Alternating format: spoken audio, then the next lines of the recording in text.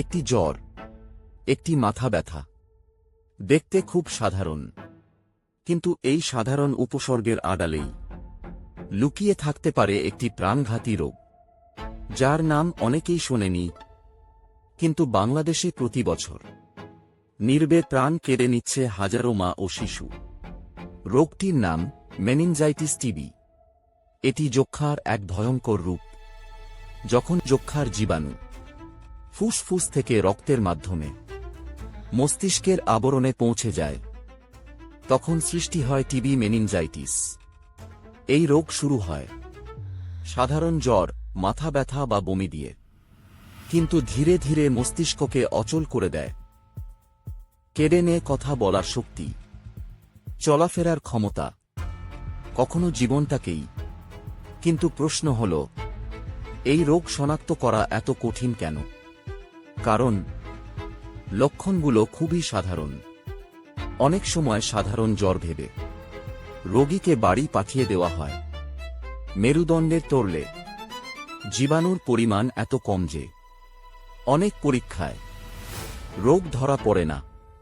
আর নিশ্চিত পরীক্ষাগুলো সময় সাপেক্ষ। সবচেয়ে ভয়াবহ সত্য হল, অনেক ক্ষেত্রে সিটি স্ক্যান বা এমআরআই করেও মেনিনজাইটিস টিবি ধরা পড়ে না। ফলে চিকিৎসা করাও সঠিক সিদ্ধান্ত নিতে হিমশিম খান। এই দেরিতেই রোগী পৌঁছে যায় মৃত্যুর মুখে। মেনিনজাইটিস টিবি এমন এক রোগ যেখানে সময় জীবন। চিকিৎসা দেরি হলে মস্তিষ্কে স্থায়ী ক্ষতি, অন্ধত্ব, পক্ষাঘাত এবং মৃত্যু সবই অনিবার্য হয়ে ওঠে। বাংলাদেশে বহু মানুষ চিকিৎসা শুরুর আগেই এই লড়াইয়ে হেরে যায়। দুঃখজনক হলেও সত্য, বাংলাদেশে মেনিনজাইটিস টিবি নিয়ে কোনো বিশেষায়িত গবেষণা ও চিকিৎসা কেন্দ্র নেই। দ্রুত ডায়াগনস্টিক সুবিধা সব হাসপাতালে নেই।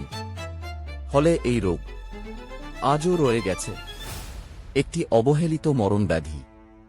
এই অন্ধকার বাস্তবতায় আশার আলো হয়ে এসেছে সূচনা মেমোরিয়াল ফাউন্ডেশন।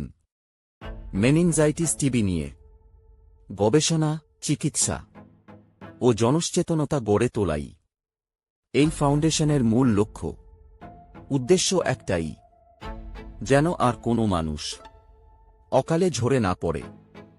সমাধান আছে দ্রুত শনাক্তকরণ, সন্দেহ হলেই চিকিৎসা শুরু, উন্নত পরীক্ষার সুযোগ, গবেষণা ও প্রশিক্ষণে বিনিয়োগ।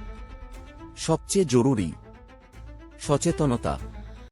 একটি মাথা ব্যথাকেও অবহেলা করবেন না। মেনিনজাইটিস টিবি নীরব ঘাতক। আজই সচেতন হন, আজই জীবন বাঁচান।